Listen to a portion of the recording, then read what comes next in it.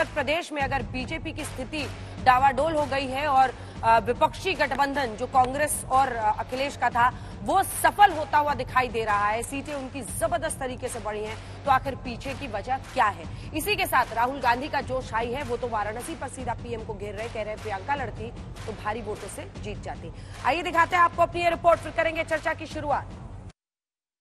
सिर्फ अयोध्या में नहीं, वाराणसी में जान बचा के निकले हैं प्रधानमंत्री। चुनाव बीत गए, नतीजे भी आउट हो गए, लेकिन सियासत में अगर मगर चलती रहती है। कांग्रेस को कुछ सीटों का इजाफा हुआ और पार्टी के नेता भूतकाल में बयान देने लगे, ऐसा होता तो वैसा होता और वैसा होता तो वैसा हो जाता।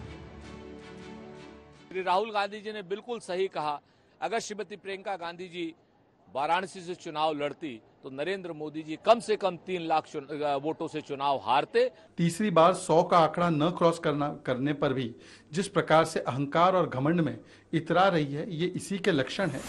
दरअसल मंगलवार को राहुल गांधी बहन प्रियंका के साथ रायबरेली की जनता को जीत का शुक्रिया कहने पहुंचे थे।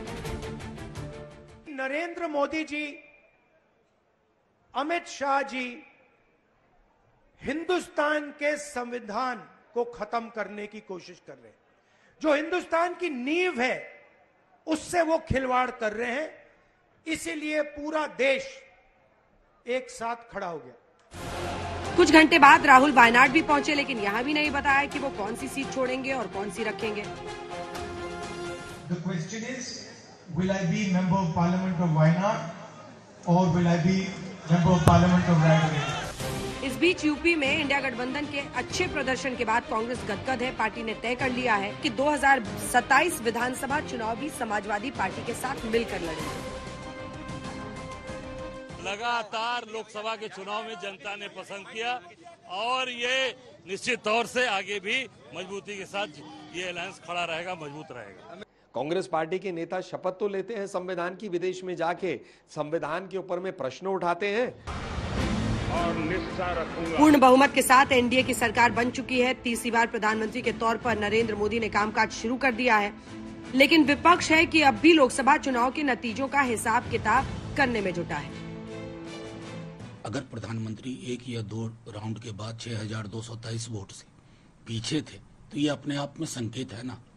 राहुल गांधी जी को ये ध्यान रखना चाहिए कि इस देश में पंडित नेहरू के बाद जितनी भी कांग्रेस की सरकारें बनी वो सिंपैथी पे सरकार बनी।